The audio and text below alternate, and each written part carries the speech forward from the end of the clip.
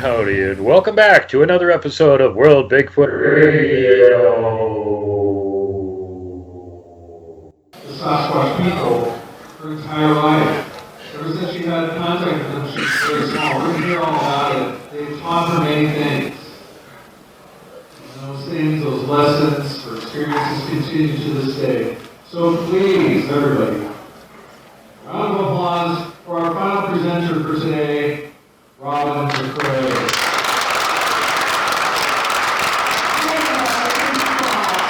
I want to say two things before I get started. First of all, a huge thank you to Harriette McFeely. This conference has always been her dream, and she succeeds at it every single time she knocks it on the park. And thank you to you guys as well, because without that, we couldn't make her dreams come true. The other thing I want to say is we have in our speaker group a very special event, and we wanted to say to Stephen and Leanne Hill, a happy anniversary, 25 years, and we've got a lot of things to share with us. We just want to say happy anniversary to them. Thank you. Okay, as we said, my name is Robin McCRAY. I've been around with the Sasquatch and the other cryptids since I was a toddler. I honestly have no idea or recollection what it's like not to have them there. When I was a small child, my mother would tell me stories about how I had these imaginary friends, and every description I gave to her was of either a dog man or a Bigfoot. By the time I was mind speaking, telepathy is a real thing. I believe personally we can all do it. If I can do it, the same chick can. And we just been taught that it doesn't exist. So what happens is when you're taught that it doesn't exist, you don't utilize it, and you don't know how to recognize it when you get it. And so as a child, they would talk to me all the time. And I would see them in the window. I can remember seeing faces in the window. I went to my parents when I was 4, and I wanted to know, if they knew anything they could teach me about the Sasquatch, which I call forest people. And they had no frame of reference at all, and any of us, so they couldn't help me with it, although they were very supportive, never called me a liar or anything like that. But by 5, I was in the woods looking for stick structures.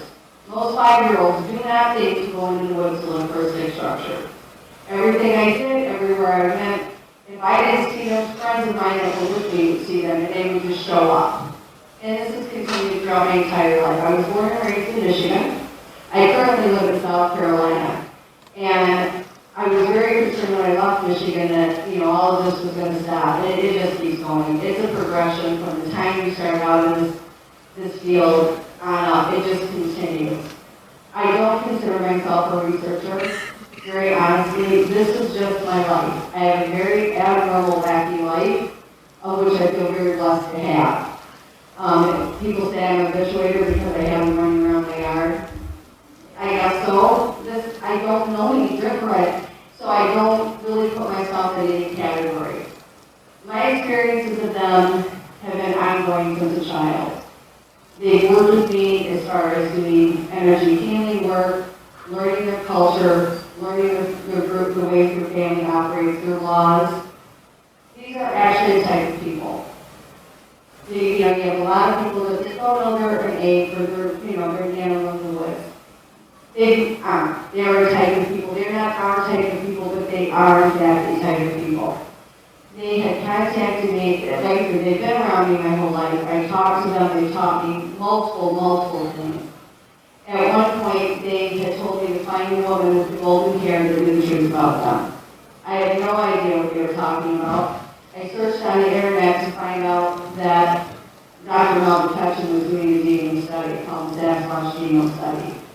I found somebody that knew her and said, please give her my number. I'm not going to harass her. She's going to think I'm nuts, but I was told to help her.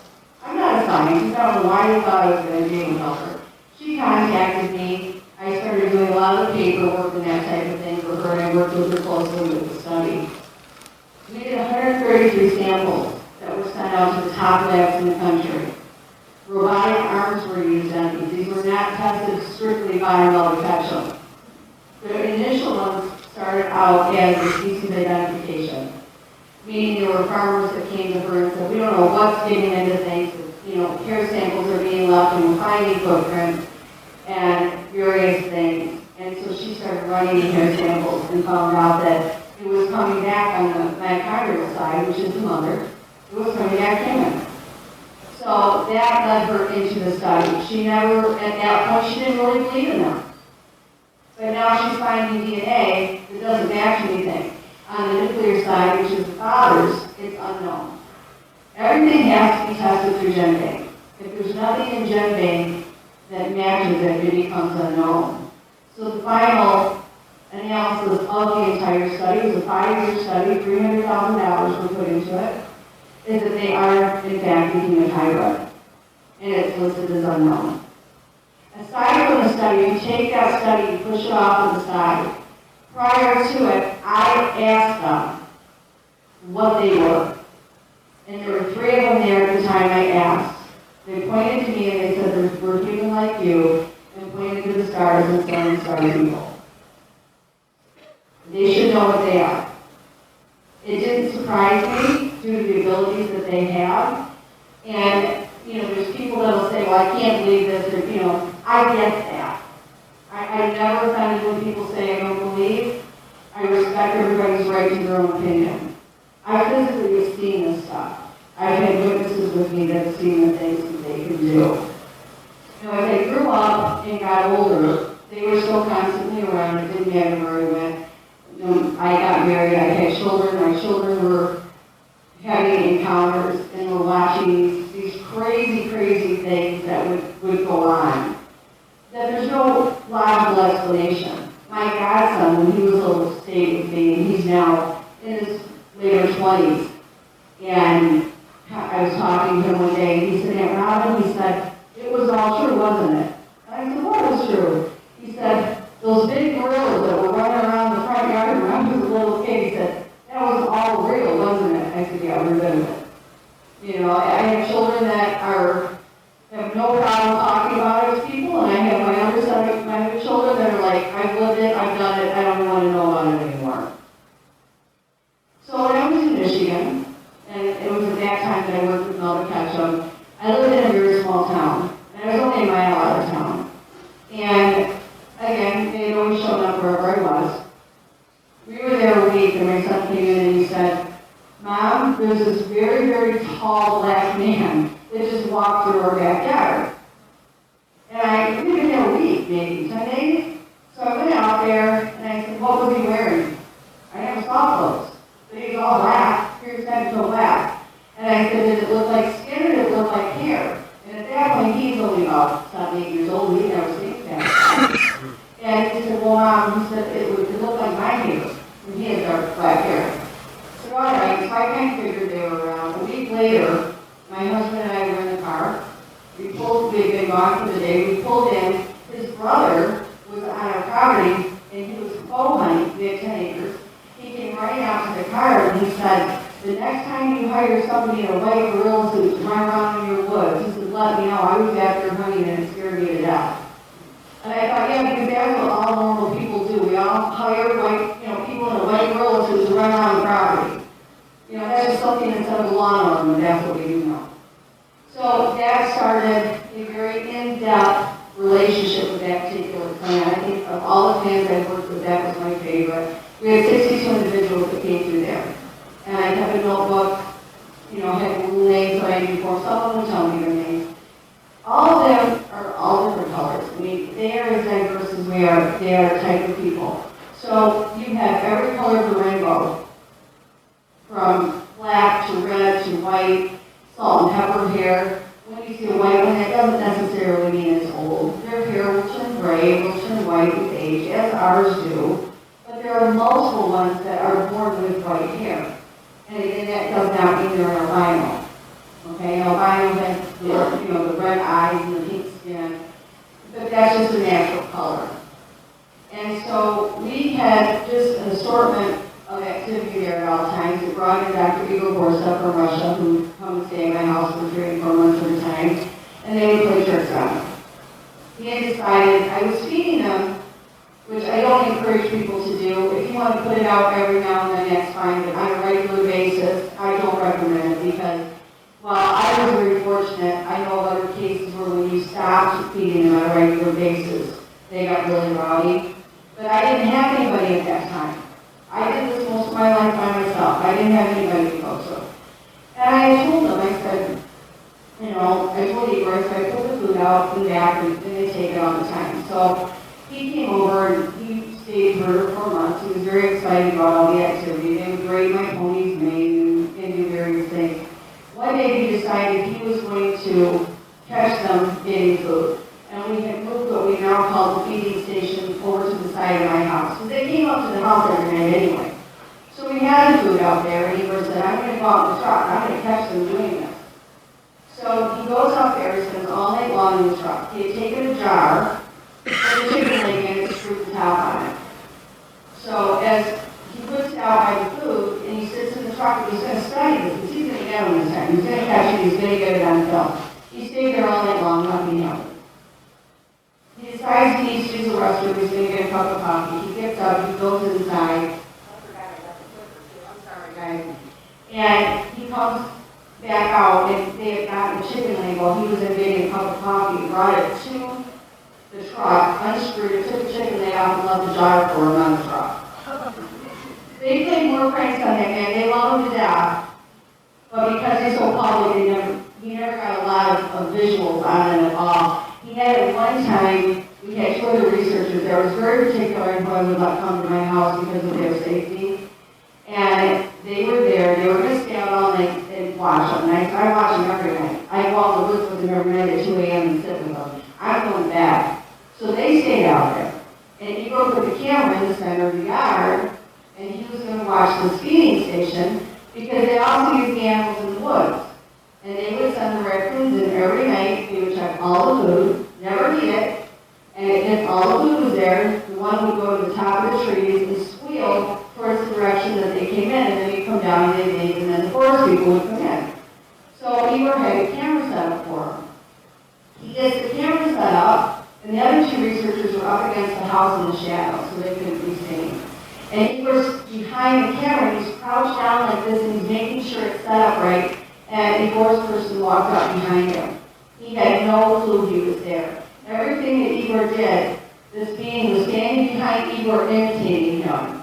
And the 2 guys that were up against the house were trying to figure out a way to get Igor's attention because they didn't want to yell and scare the forest person that could possibly, get panicked and hurt Igor or anything. So everything he did for like 10, 15 minutes, this Bigfoot was standing behind him imitating it.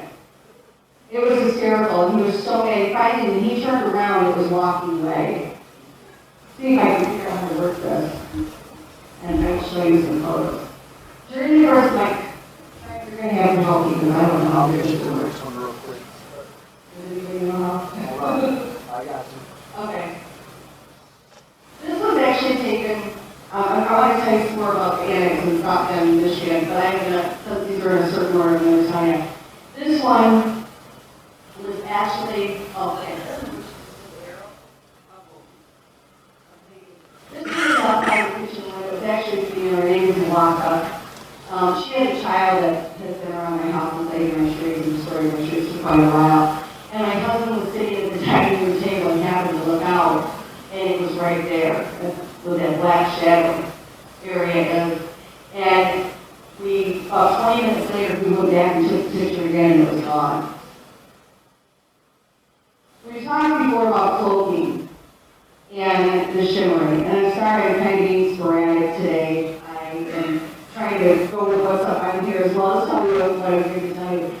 When they do this, in order to be able to do a cloaking, and when they cloak, they are completely transparent. They actually are. I've actually been out in the woods in Michigan when it's got snow on the ground. Had one cloak walk next to me and watch footprints being made in the snow while I'm walking next to it. Okay, what they do, we've asked them before, we got several different groups in several different states, and we've gotten the same response every time. They consider it what they call a bending of light. They bend the light so that you cannot see them, and they are completely transparent. In order to do that, these are highly, high frequency energy type people. So they raise that frequency, they raise that vibration in their energy level, and that's what gives them the ability to bend the light so that you can't see them. The other thing they do is what they call a shimmer. Now, if you can see, I'm sorry, these do get delayed, taken off the camera phone up here. But inside that circle, you can almost see right up in there, like a gel figure. It's kind of like if you look through a glass of water or a clear gel of some kind. You know, maybe you take a hand sanitizer out and have that clear gel look.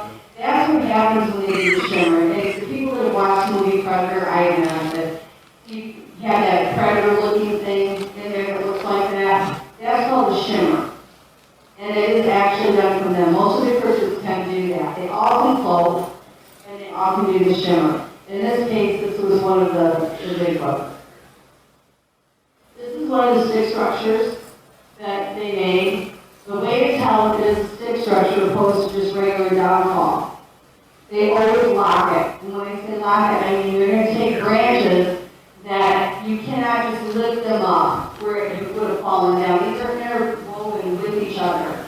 And if it's not interwoven and you have an arch, they're going to take the tip of that tree that they bent over and they anchor it, whether it's by taking the tip of that tree and wrapping it around a log, whether it's putting a log on top of it. So anytime you're out of the woods and you want to know, is this something that a cryptid could have made, or is this downfall, always remember, if it's locked where it has to be moved, slid, whatever, to do it, or if it's anchored, that's how you tell the difference between the downfall and a structure. This is one that they actually graded the branches. This is what we call the doorway. This, as you can see where the tree stands, one goes this way, one goes the other. Once you cross through there, it was really incredible because what you got inside of that, it was all structures, all over the place. Now this one was from South Carolina. This is what I was referring to when I said it's anchored. See how this branch is brought down here? These logs are laid on top of that so that it does anchor it down. Especially in Michigan, you have to really watch where the places. And in Nebraska, you have snow. Snow pulls trees down and you have the arches. So that's why you always want to check the end of it to see if there is that log or if it's tied up at the top of it down there and anchored down in some way. They're generally used as a directional tool for them. The females will sometimes go to the very small end where it's anchored and they'll actually urinate on it. It's supposed to let the males know which direction to find the females. Also, sometimes if you go, and this is not in all structures, but in some of them, if you go to the middle, go to the highest part, put your hand in it, a lot of them are all energy-based. They use the Earth's energy to do a lot of these things, and you can feel an energy pulsating in them. This is a set of prints that was at my house. There was a whole track, and I went to Cassie and I thought I just wanted to take some photos so people could see the stride. The stride between this particular individual was 5.5, almost 6 feet. That big. And this is coming back from the back of my garage out into the woods.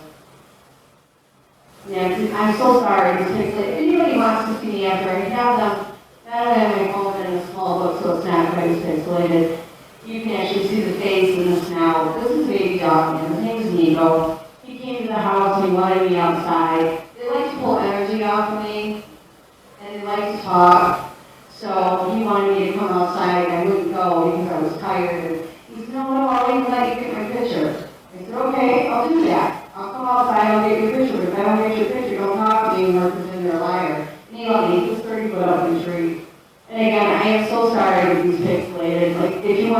maybe afterwards you're more than welcome. This is a handprint. If you notice with the handprints, when we look at our hand, you know, it's almost like the V between the thumb and the first finger. What you're going to notice with the Sasquatch is that it's more L-shaped.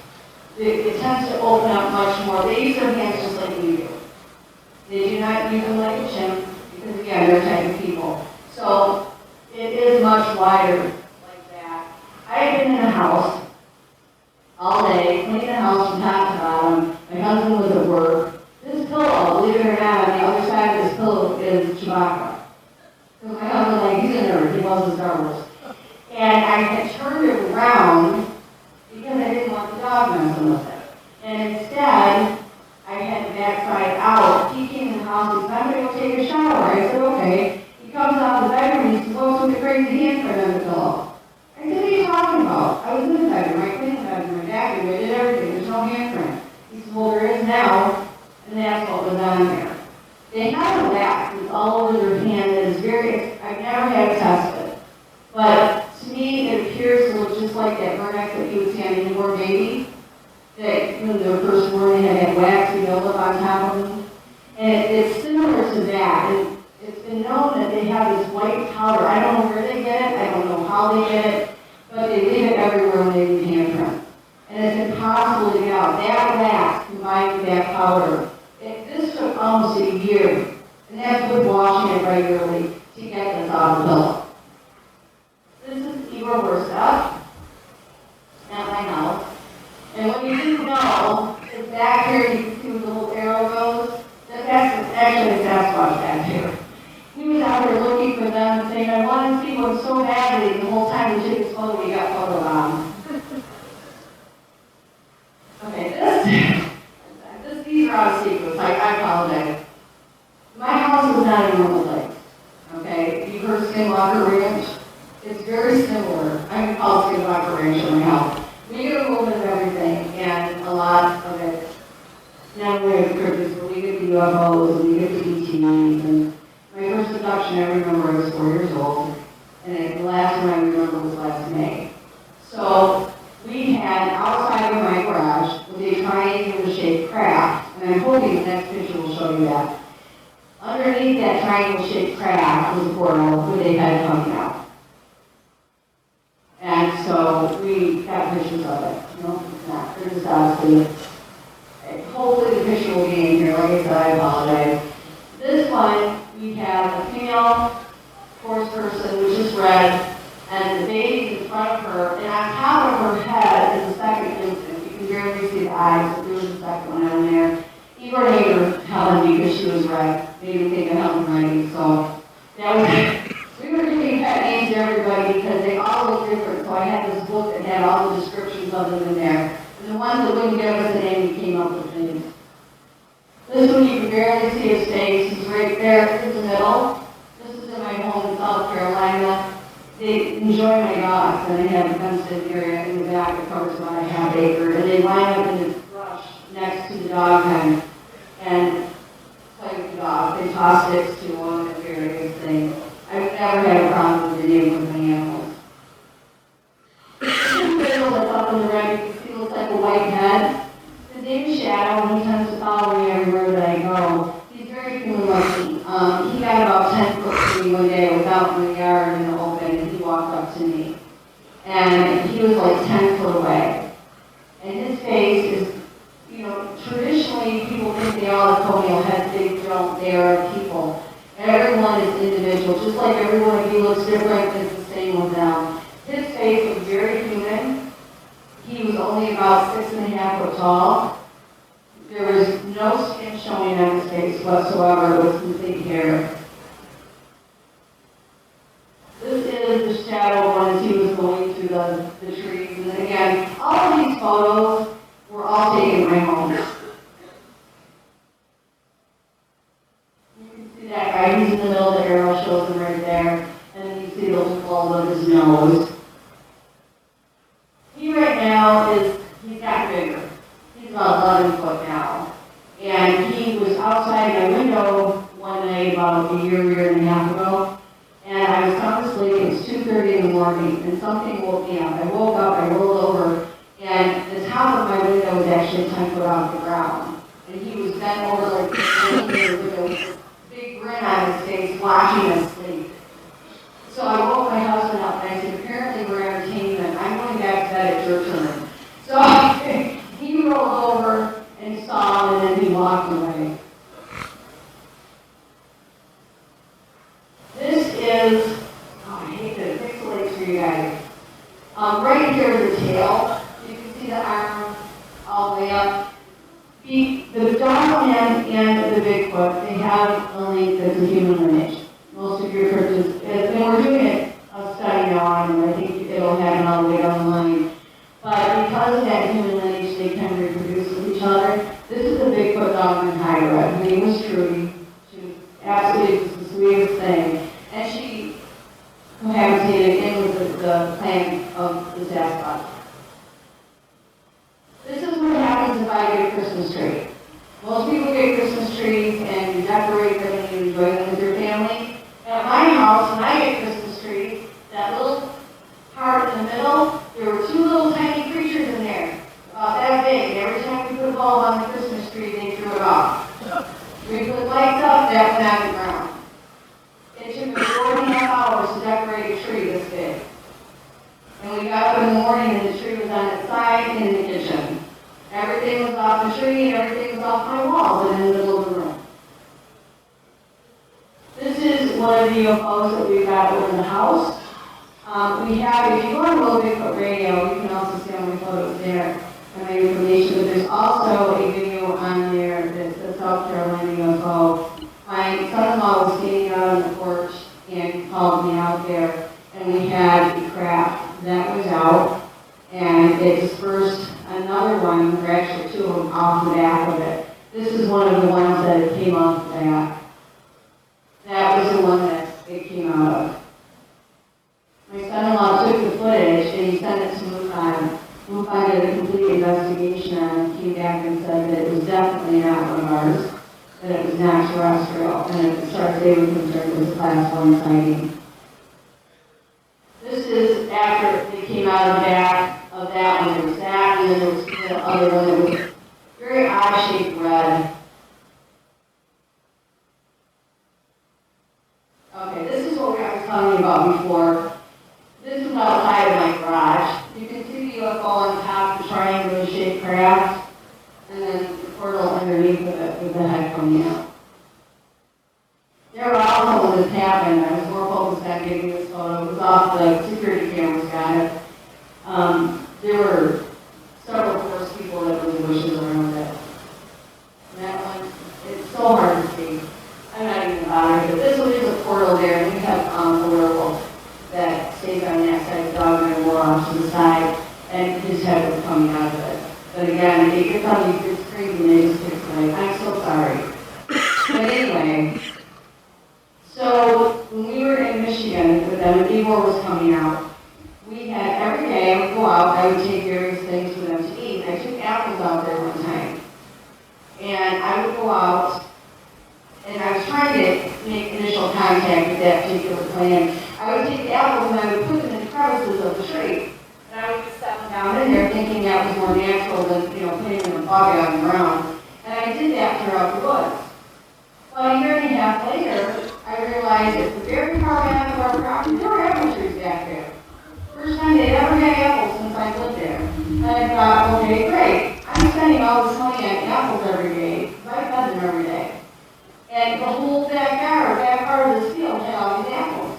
So I thought I'm going to give them something else, and I told them, I said, I'm not buying apples for you guys anymore. You get them back there. I got up 2 days later, and I went outside, and they had taken all the apples off the trees and back, and put them in the crevices like I used to do for them, and my whole entire woods was filled with it. It's absolutely incredible. Shows you the intelligence that they have. These are something that, we look at our people and the way we live our lives and our culture and our laws. They are different types of people, yes, but they are people. They have their own way of life. They have their own cultures. They can read. They can write. They have their own alphabet. They have their own language. They can also speak ours. When they speak, yes, they have a wider vocal range. It can go very high up, it can go very high down, or low down. And we speak, it comes from the upper part of our throat, there's some sound that's clavicle. So that's where you get that guttural sound. But at the same time, the range of the vocals are so much more extreme than what ours are.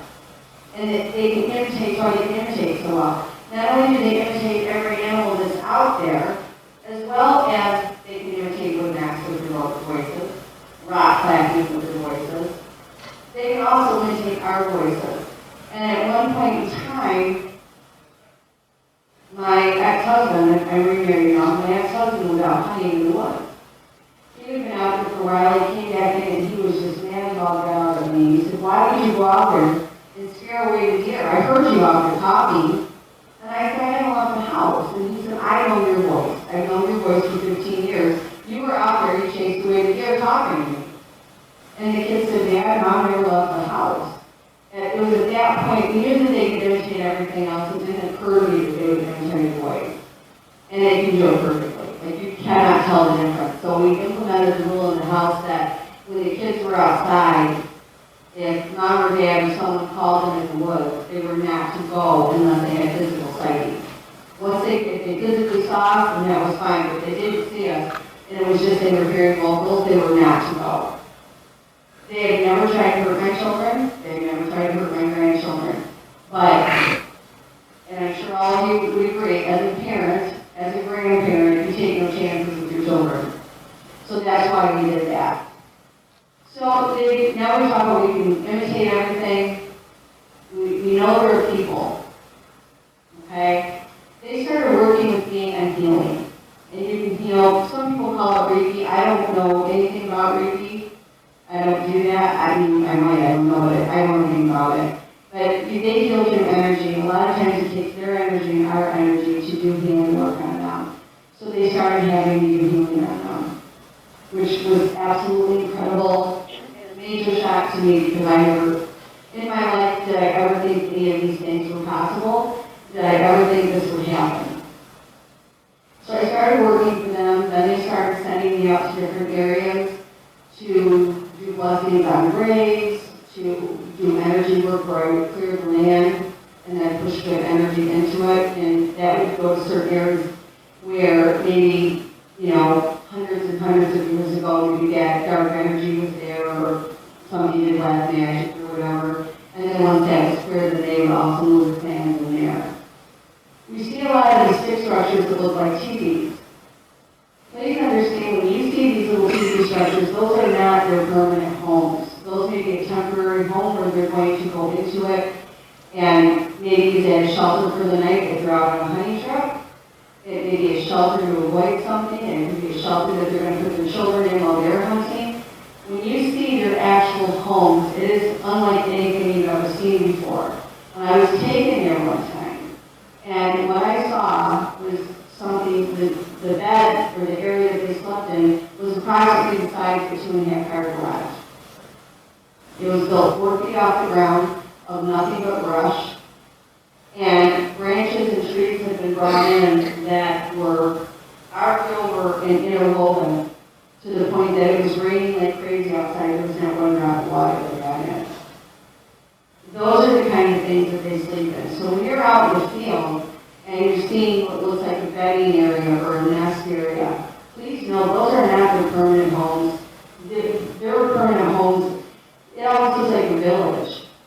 That they have all of these other forest people that are there.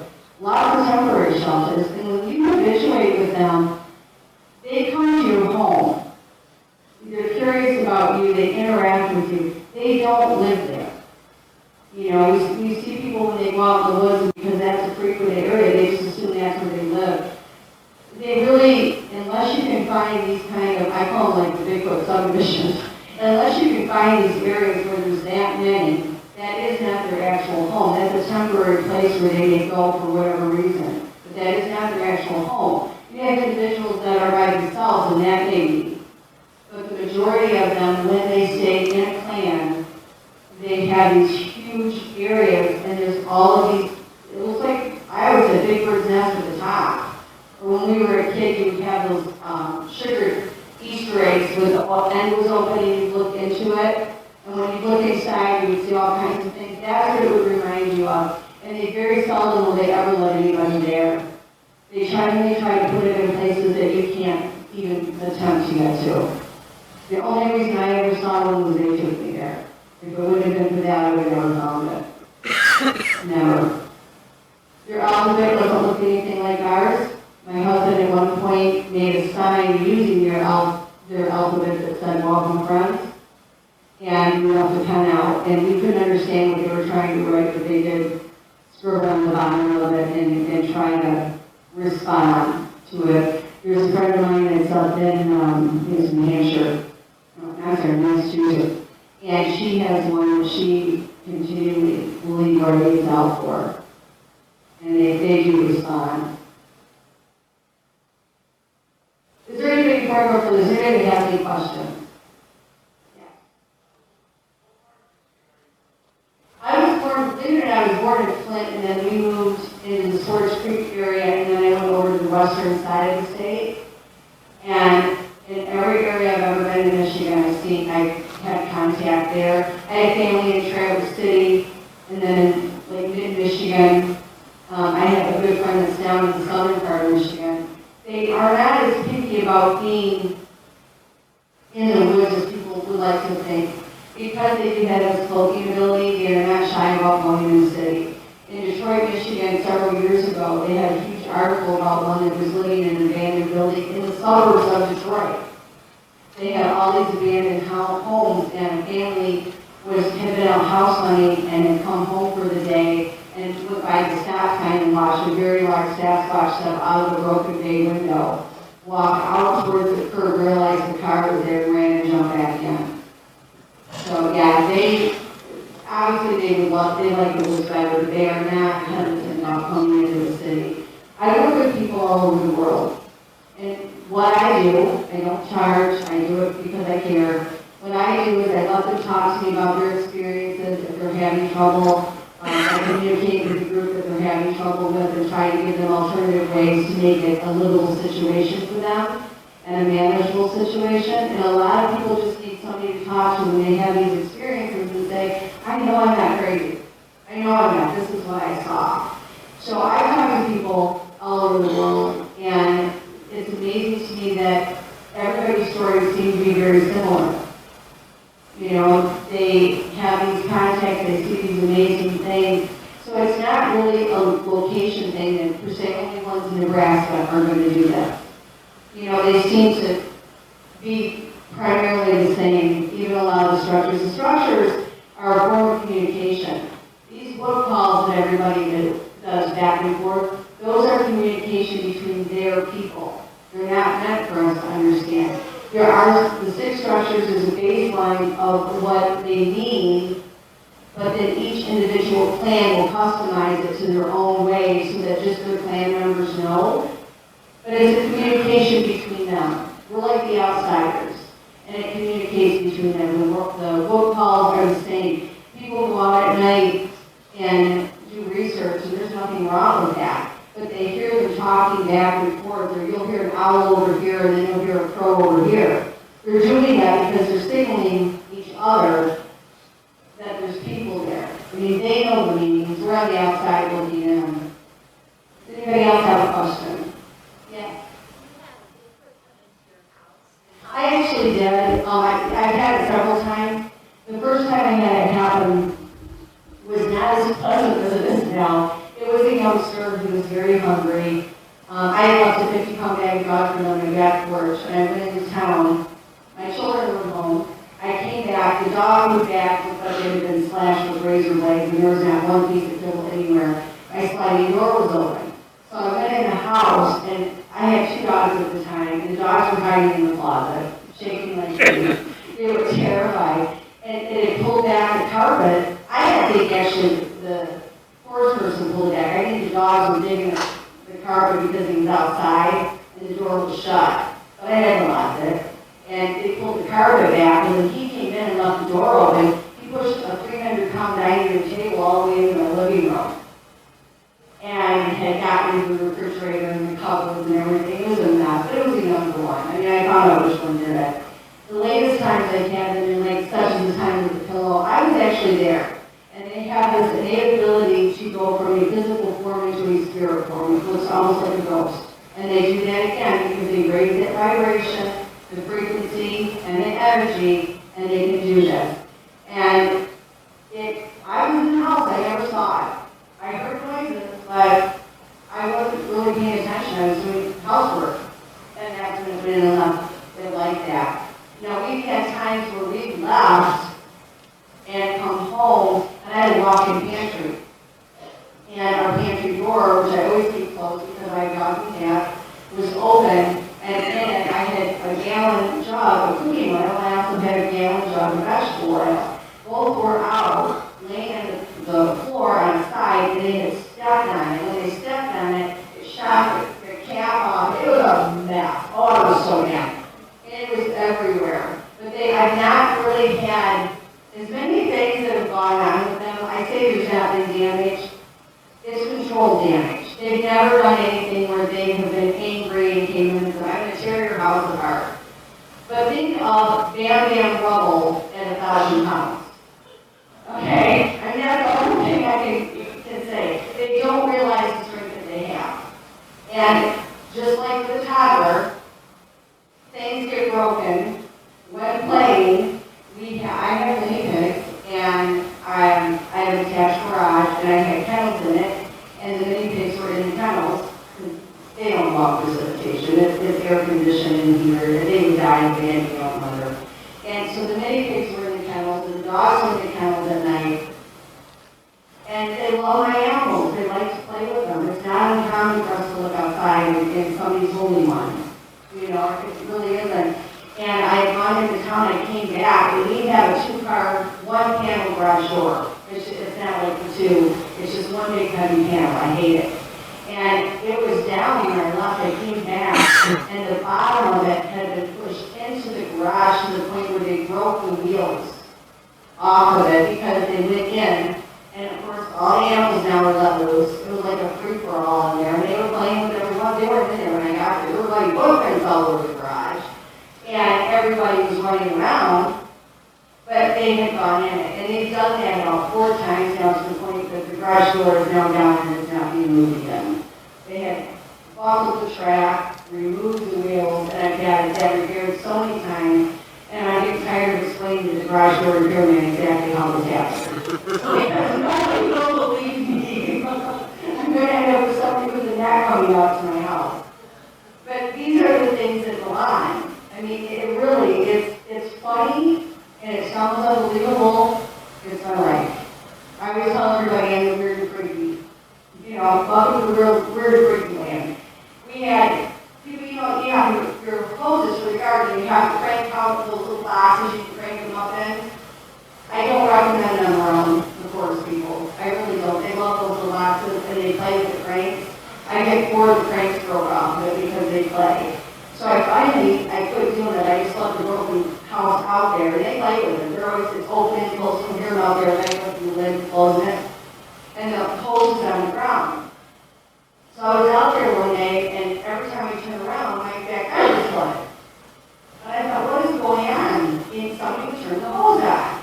And I go out there and I turn it off. And a little while later, there'd be water all over the backyard. I go in and I turn it off again.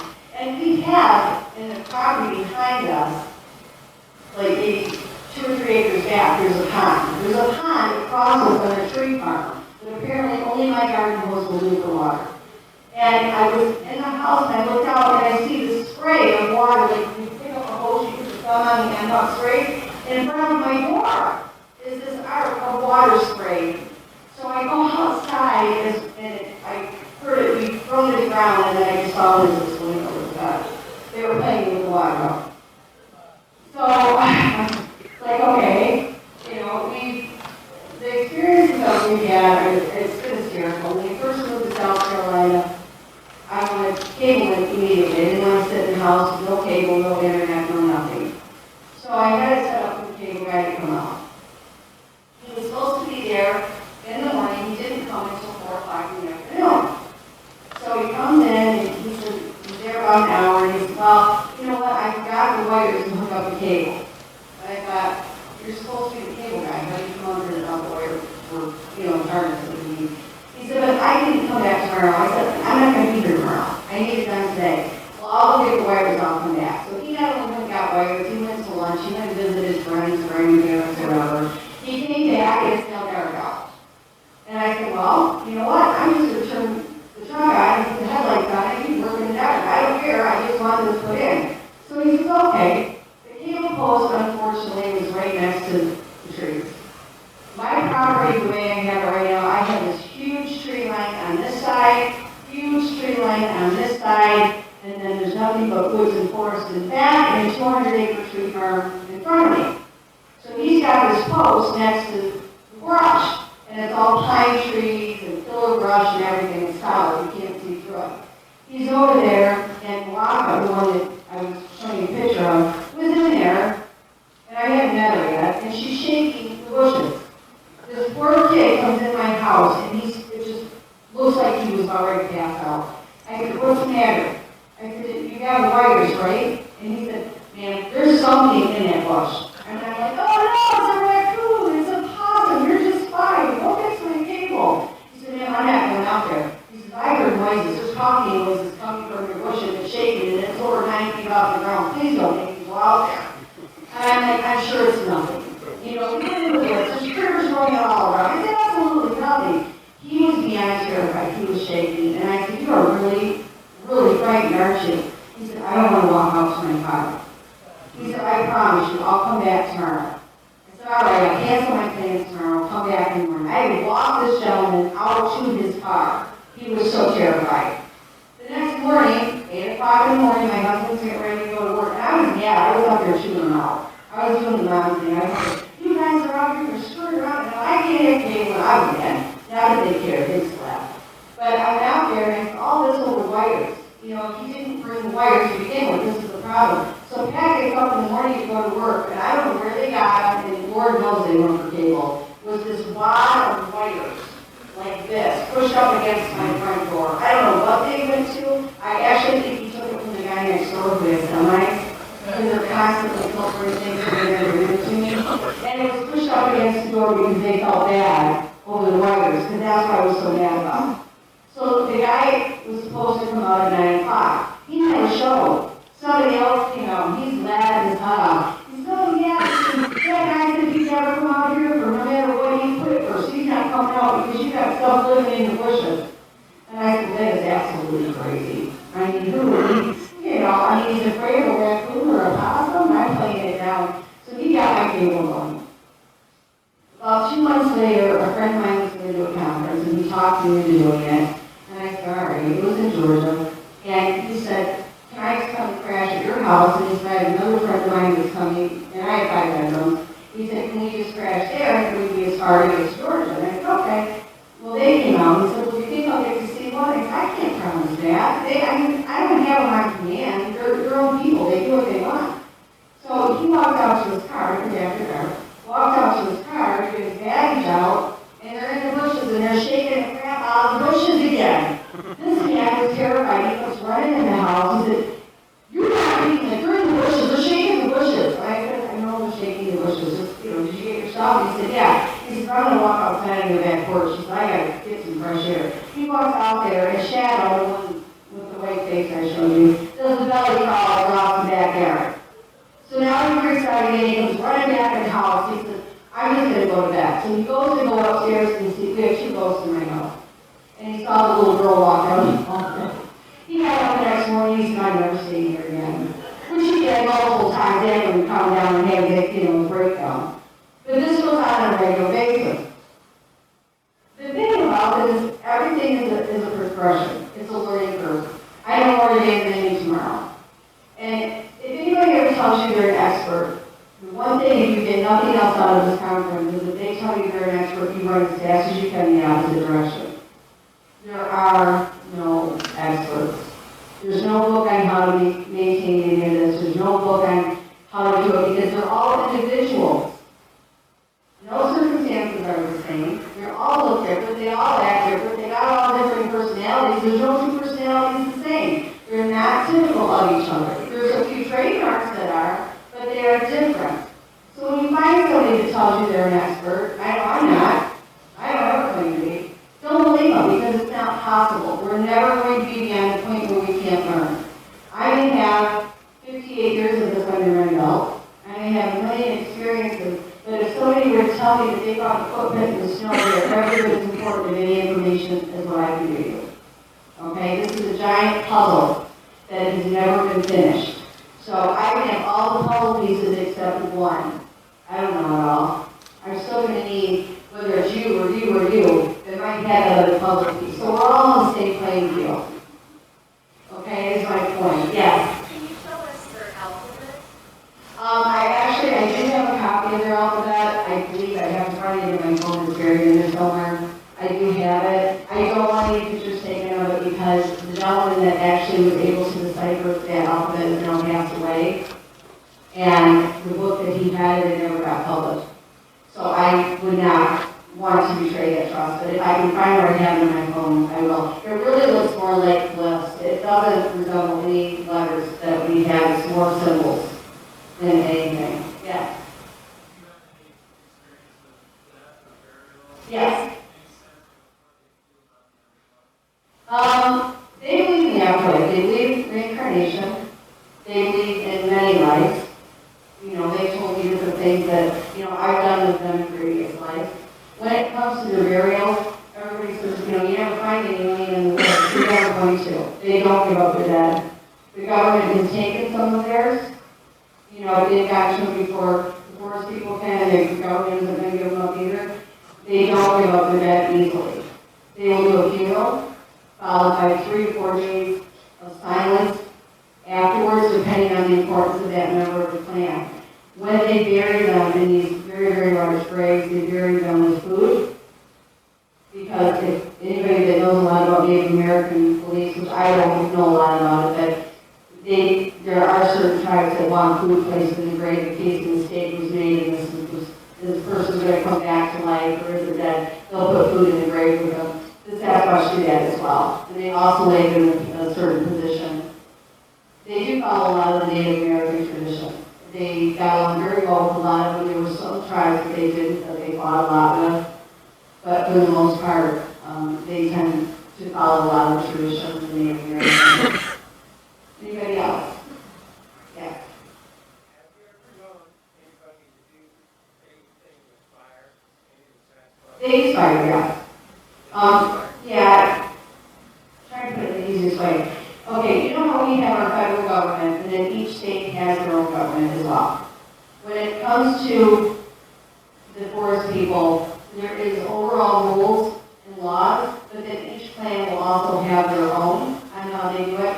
Some clans prefer not to use paranormal abilities, not to use fire, not to do a lot of these things. I think we're more like an Amish person would, okay, or others are very liberal with using the paranormal abilities. And they absolutely use fire. They use the older wood so it doesn't smoke. They used to, I had a bonfire pit in the back of my house yard. They would go in there and they start fires and that constantly. And I catch them every now and then out in the woods as well. Is there anybody else that has a question? Okay. Let me think what else I wanted to tell you real quick. I had it all set up until I got up here and you saw the pictures of it. I'm lost it. They will cook your food. They're very good at using the plants in the woods for medicinal purposes. The medicine is just tremendous. They give me a couple recipes that they have, and every one of them has worked better than anything I got from the doctor. These are a highly evolved people. These are not some dumb thing running around in the woods. They're very spiritual. They believe in the Creator. They believe they are children of God. They are not, and I repeat, not Nephilim. I know there's a lot of people out there that believe in that, and that's okay. I respect the right to your beliefs. But the truth is, if you ask them if they are Nephilim, they get very angry when compared to it. They are not Nephilim. They believe they are children of God. Yes. They can live anywhere from 200 to 400 years. They have a very long life expectancy. What I've been able to deduce from what I've witnessed, they tend to, the ones that use the paranormal abilities when they're going in and out of portals in between the dimensions, they tend to live a little bit longer than the ones that stay more flesh and blood all the time. But no, they all can, and that, that's the other thing. When it comes to these paranormal abilities and the telepathy and the cloaking, if the parents don't teach the children, they don't know they have these abilities. They're all going to speak telepathically. There's not any that won't.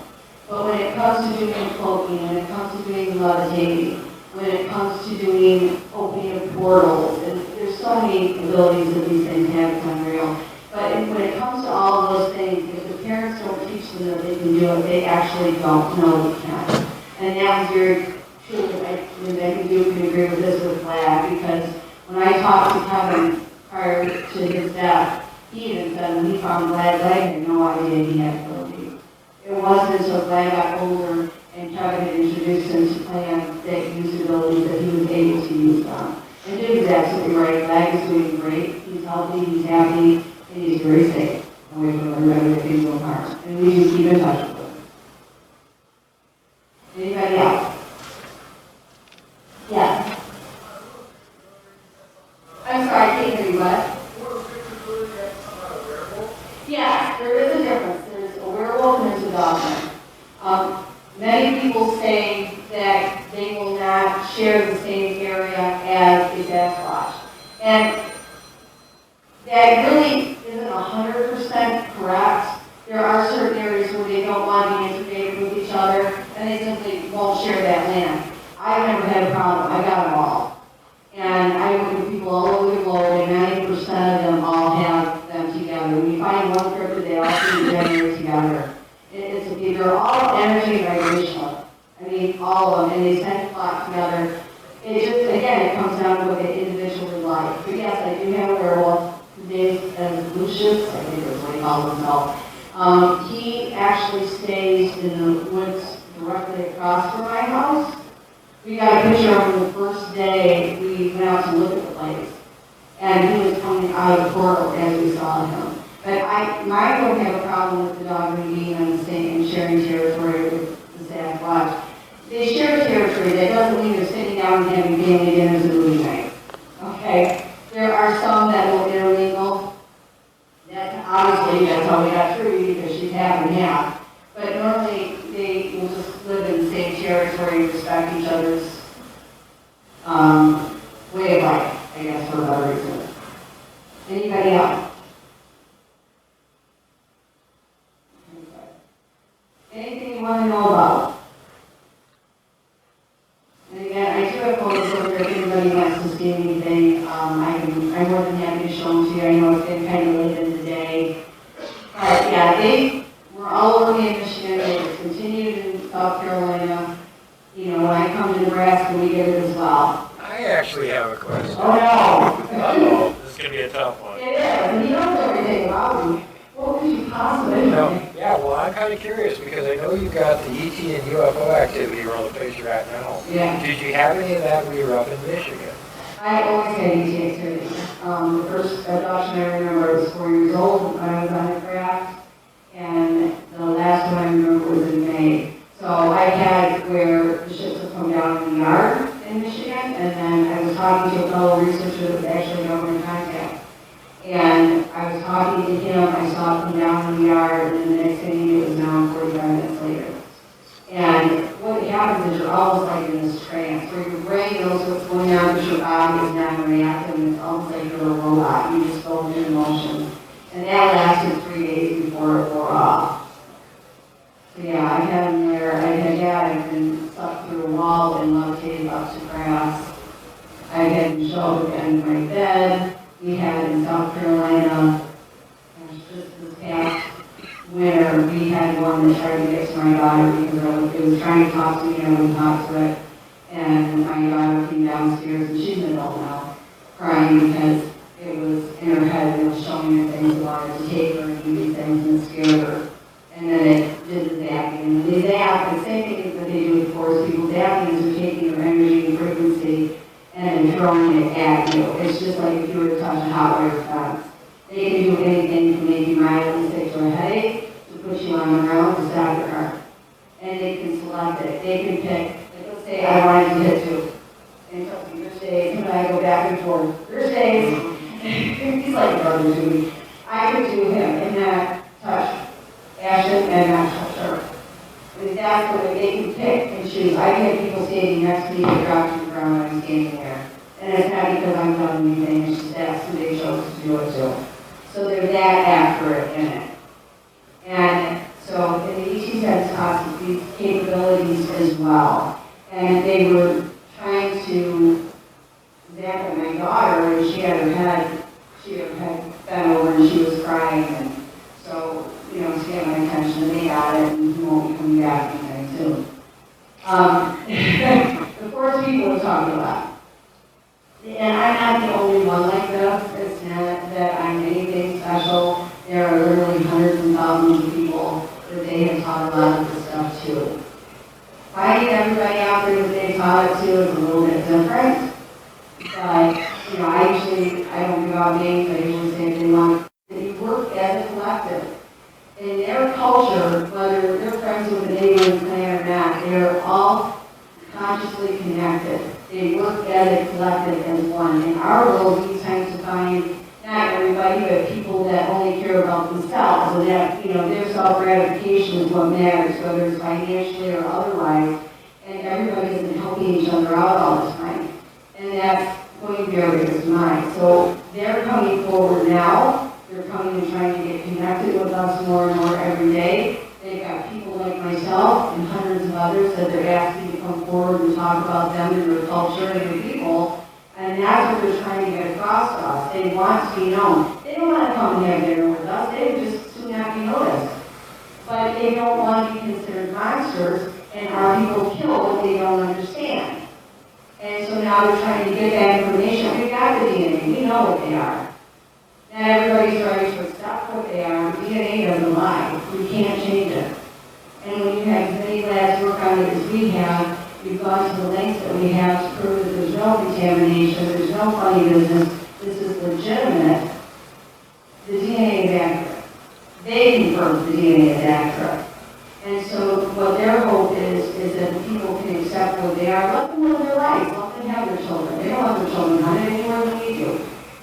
You know, you do have good ones and you have bad ones.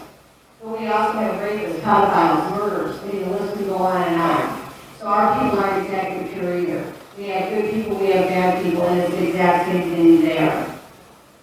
They're just a different type of people. Is there any other questions? Okay, I got one picture. Hang on. Have you seen trees uprooted and stuck Yes. around upside down? Yeah, you know, they did that one time in my house, and I didn't think about it. Well, that one wasn't a very big tree. You pulled it up and they put it upside down on the ground. I didn't know. I didn't look at the top of it. I went to lean against it and landed right on my back. It was just stuck in the ground. They mark those because they have certain tunnels that are underground. They use them for territorial markers as well. But they'll use the smaller ones because they have tunnels that are underground and they mark them that way on top. What does ETs look like, you know, like this I remember?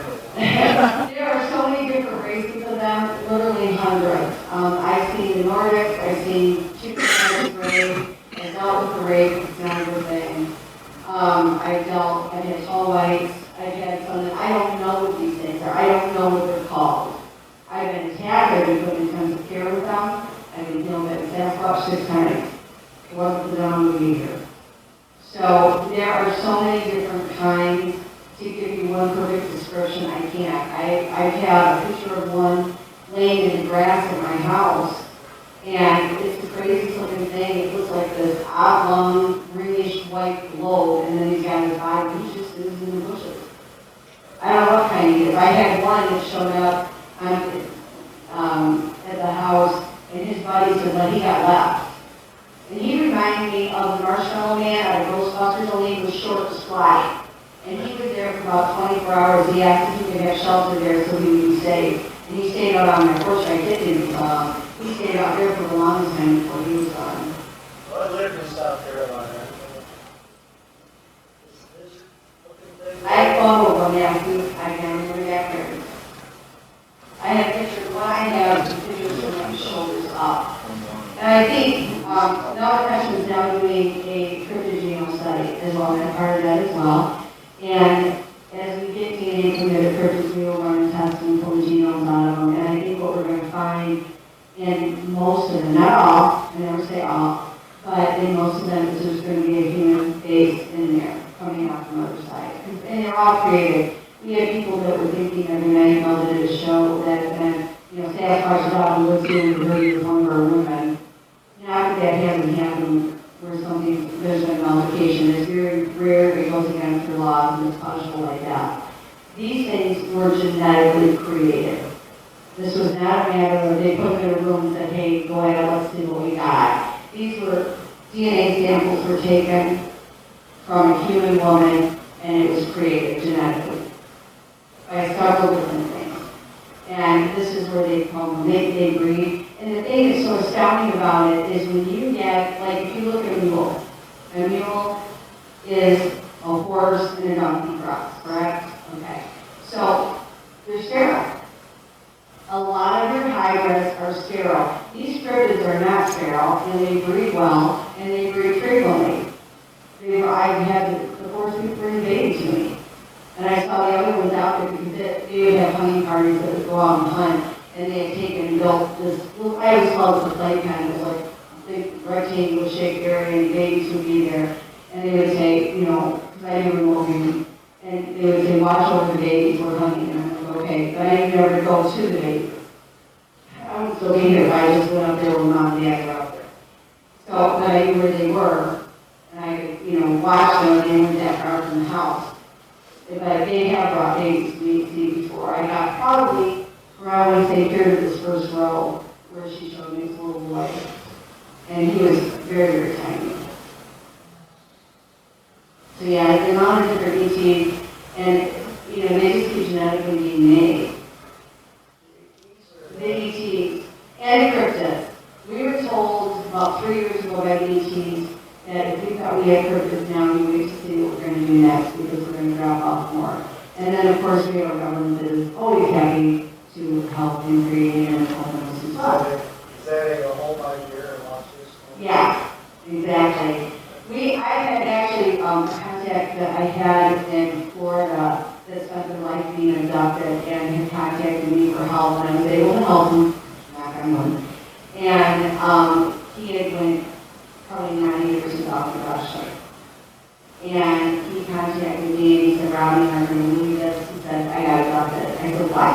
Like, you know, we had to stop. He said, no, those good ones. He said, I felt nothing but love from them. And there are great chiefs. I dealt with some of them. And I said, are you okay? And he said, yeah. He said, it wasn't either after. I said, what did they want? He said, well, you know, the one with the dark hair, nobody talked to about us. And he said, no one on this planet that I ever talked to about it was you. And I said, yeah. He said, they wanted me to give you information on how the bad ones take possession of our people. And they want you to go forward and tell people. And I said, nobody's going to listen to me. Nobody. Nobody's going to care. And he said, they said that too, but it was just how you just put it out there because they do. The bad ones, well, I encountered them. We have ETs that are walking all around, and some of them you think are actually straight over you. I had one in Pennsylvania that attacked me. So, yeah. And he said that she was 50. Anybody else? Last one. Okay, last one. Where can we see some video of this amazing DNA scientist, Dr. This is Melvin? a plug for the show. Melvin Kaiser, everybody's been trying to get her to do an interview since the Sasquatch genome study, I think it was like 10 years ago. And she, because of the cryptid genome study, I convinced her after 4 years of trying to finally do an interview. So if anybody would like to hear what's going on, they hear what we went through during the study, the death threats, the attacks, all of it. You can find that on World Bigfoot Radio on Sullivan's channel on YouTube. She had her first interview with him last week, and there will be one this week on Sunday, 9 o'clock Eastern Time, as well as the following week. And you can also go on Space Out Radio with Dave Scott, and she has an interview that she did with him this past Tuesday that's on there. I'm also, if anybody wants to see it, I'm on his channel with him. He has several different shows there. The UFO video is also there in the South Carolina UFO video, and also on Dave Scott. You just Well, maybe you do if I mean, I'm a lot of different shows. Okay, anybody else? Other than Duke? Last one. Okay. Yes. I haven't done coast to coast. I did arrange for Mountain Passion to be on coast to coast after 2013, but I have not been on coast to coast, no. If, again, if anybody would like to see any of these things, I don't know how much longer we're going to be opening here, but you're welcome to come over, and I ain't going to come showing anybody. And I do so apologize if you're so fixated on this big screen. You guys have a wonderful day. Thank you so much for spending so much of your weekend on that.